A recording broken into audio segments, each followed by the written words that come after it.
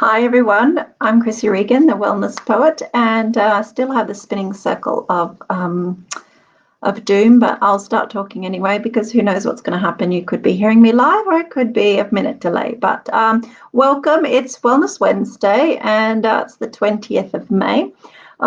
Today I should be on a plane to London, but I'm not. I'm at home in my study and doing this live. So it's funny because I've become a little bit nostalgic for cold weather the last few days, and where I am now, living in the tropics, today is a cardigan day, so it's hugely exciting to get a cardigan out of my cupboard and put it on. And this weekend it's potentially going to get down to as low as 8 degrees, probably at the lowest temperatures. So I've been washing the girls' winter clothes, getting them out of boxes and sorting them into size 3s and buying a few new size 6s for my daughter so that we have some warm clothes for what might be our 2 cold days of the year. So it's funny because instead of packing my suitcase, I'm unpacking boxes of smelly clothes being packed up for quite some time, waiting to be used.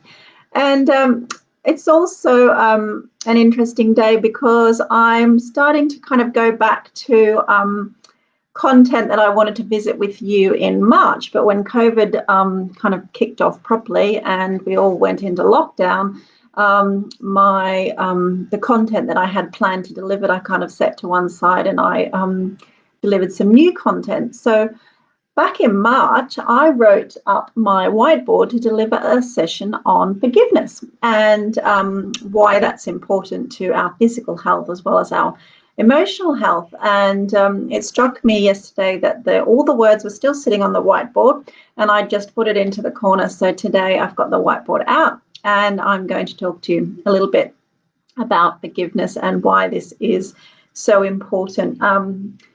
So there's 2 instances really that I want to share to give context to this.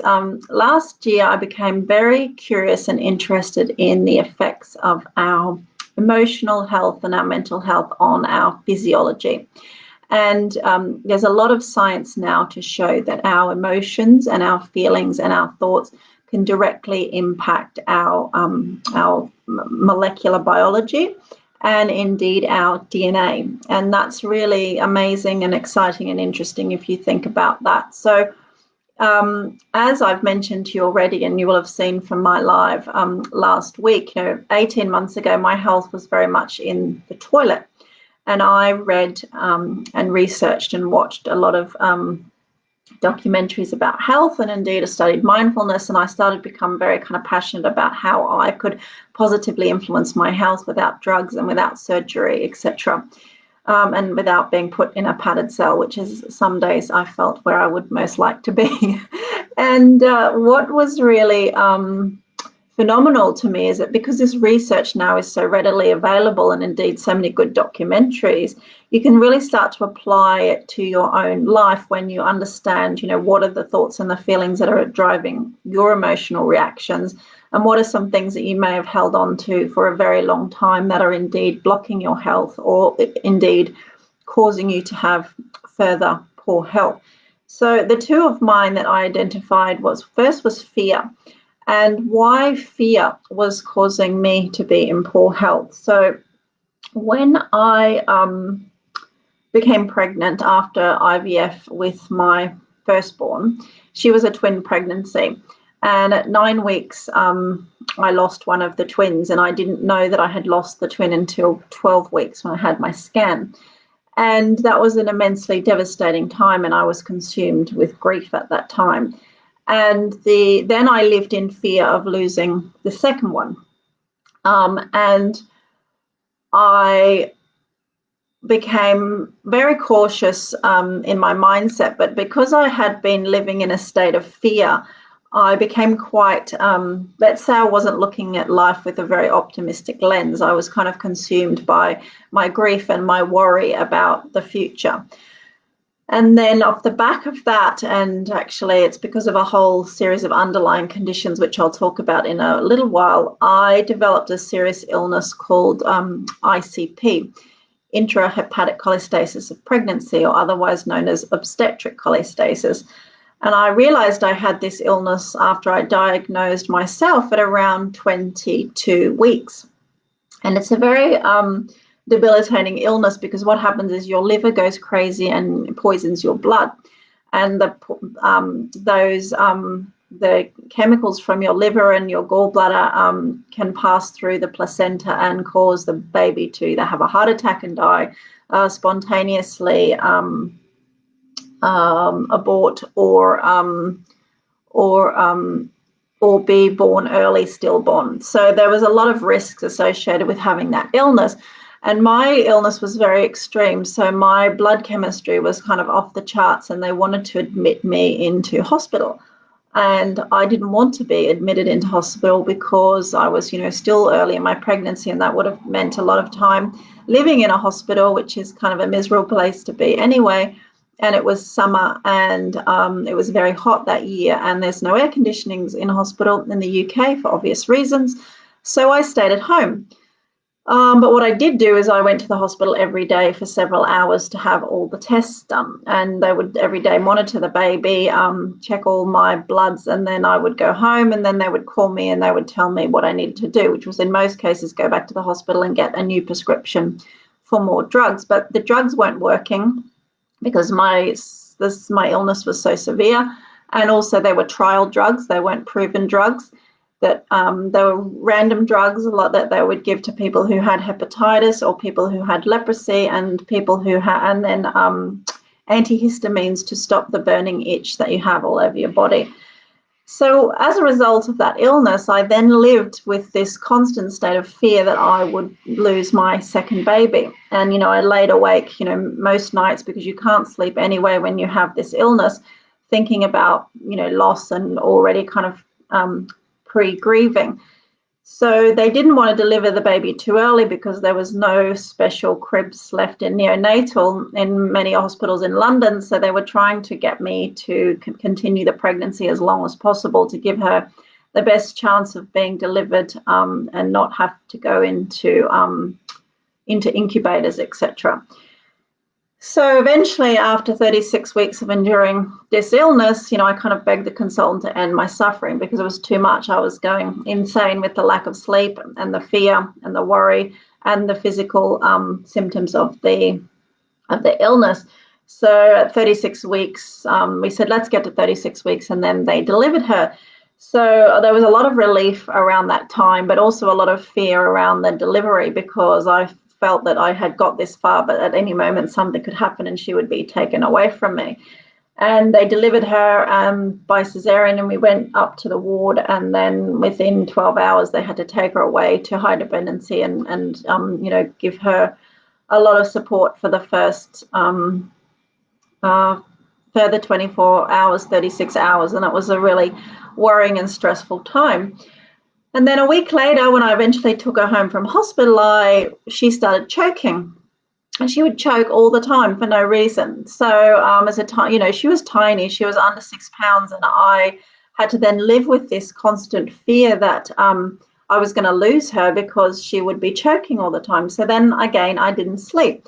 So I had this kind of, what should have been jubilance around getting pregnant, having a baby, and bringing home a newborn baby, but it was all wrapped in this bundle of this fear of grief and this fear of losing her. And that really kind of kept me stuck for a long time, because I couldn't let go of that fear. I was just living with this inside myself.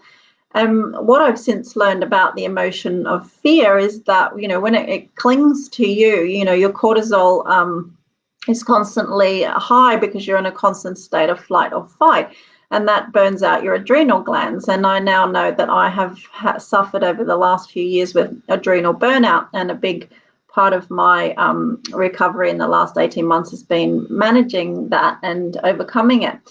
So, and one of the ways which I was able to reconcile that, or to realize it, is when I started studying mindfulness, and I learned how my brain works and how we respond to fear and what happens when we go through that process of flight or fight.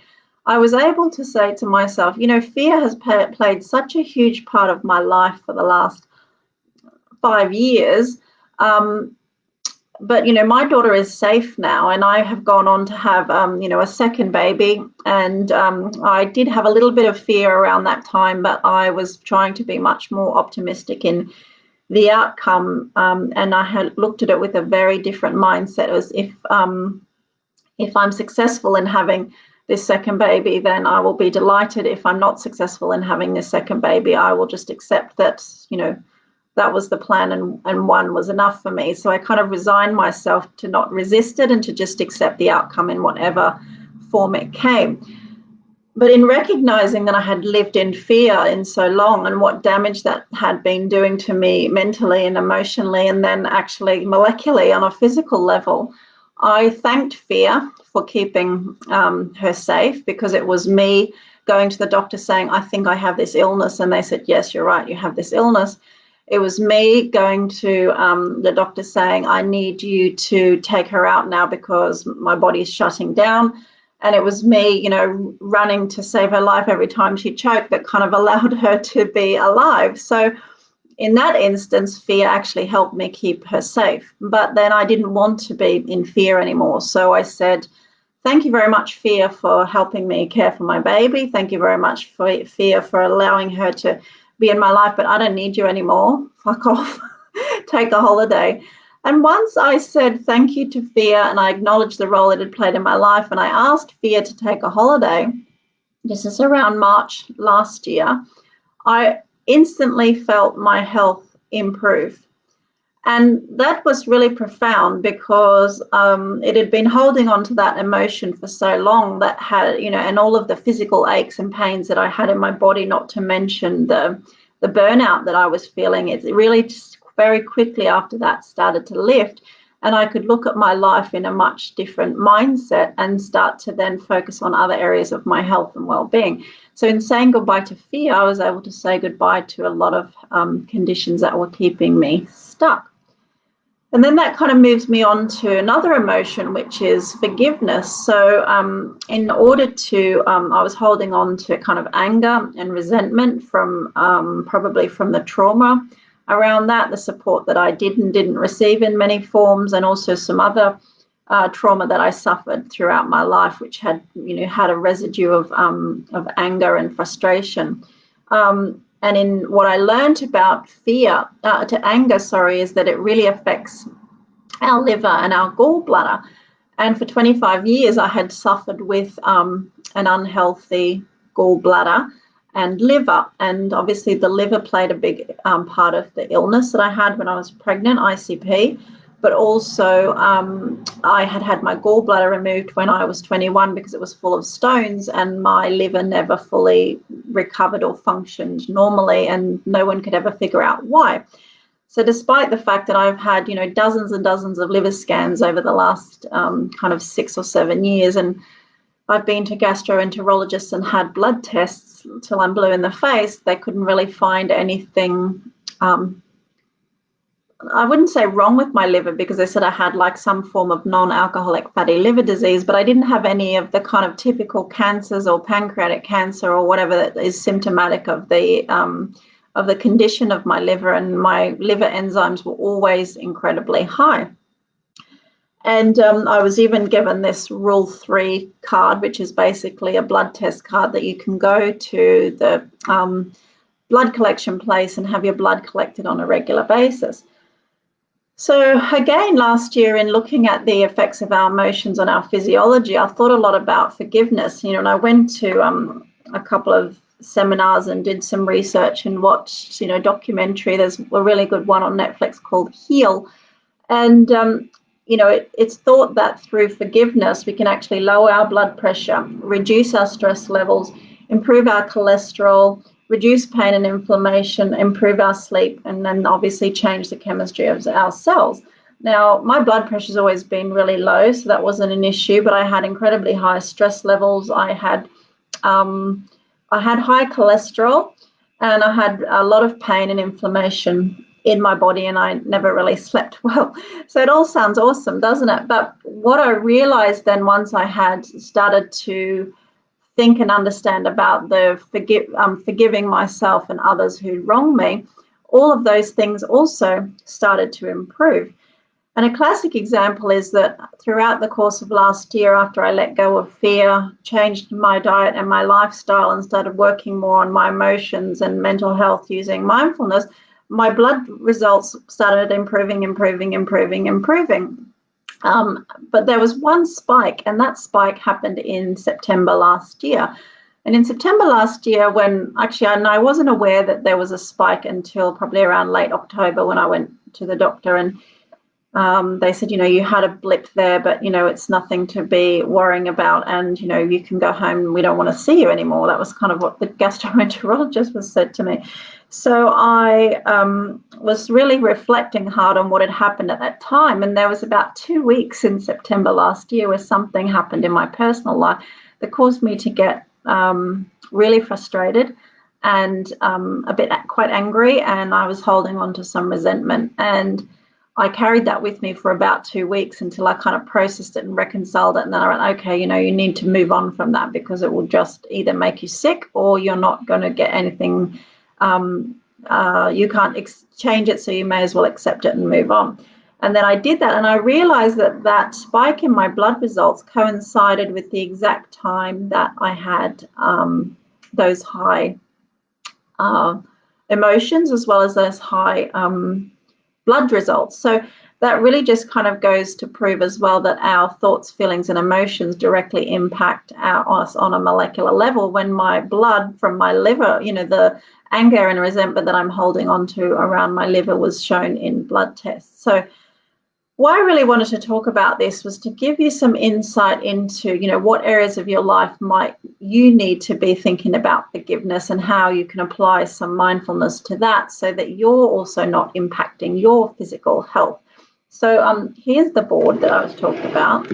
And when I talk about forgiveness, I think about two things: to forgive yourself and to forgive others. So when I think about forgiving myself, I need to forgive myself for my mistakes, my behavior if I haven't behaved well at times, who I've hurt. And I'm sure, as with all of us, there are people that I have hurt, and similarly people who have hurt me.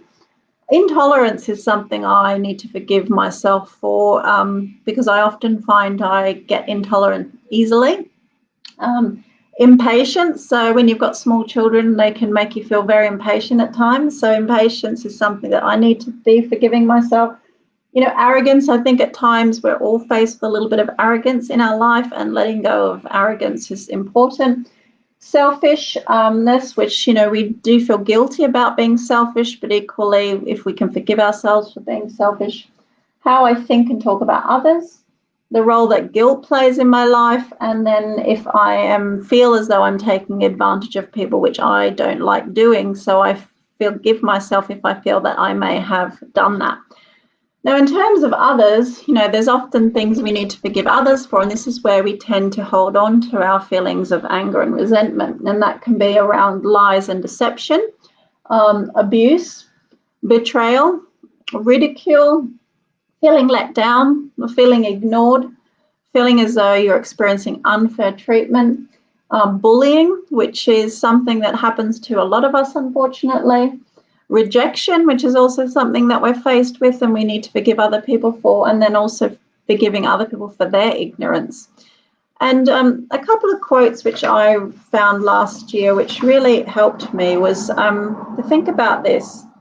To forgive is to set a prisoner free and discover that prisoner was you.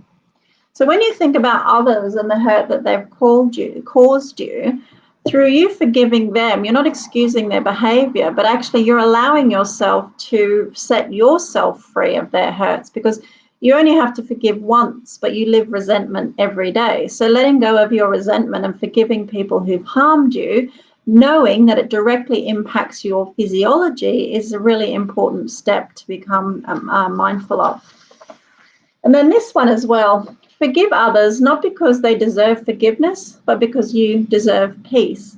So that's also really important, because when you ruminate or you're reflecting on the hurts that people cause you, you're letting this narrative play out in your head, which is then blocking you from having, other more fulfilling aspects in your life, such as creativity and problem solving and planning and and discovering the more spiritual side of yourself as well, because you're trapped in that story. You can then kind of empathize more with other people around you, including yourself. And often if you try to empathize with the person that has caused you any of those things, you'll generally find that they're also a broken individual, and they need as much empathy as you do. So forgiving deeply and wholeheartedly will really mean that if you just decide to move on in your life, you can draw a line under that, and let go of your expectations, because they might never say sorry for the harm that they've caused you, but then equally what you are mindful of is that it's in forgiving them that you're able to set yourself free, and ultimately your health and well-being is going to improve. So fear and forgiveness are two feelings and emotions and thoughts that I have used to overcome a lot of my physical health symptoms. I'm back at the doctor on Monday to see the results of all my latest tests, which I had last week. So I'm excited to see that there are, as I say, I know that I feel healthy. And in letting go of those, huge emotions that were consuming me, I was able to let go of a lot of stuff that I was holding on to, including my mindset and the excuses that I was making for myself around, my health and well-being, which is now obviously a priority.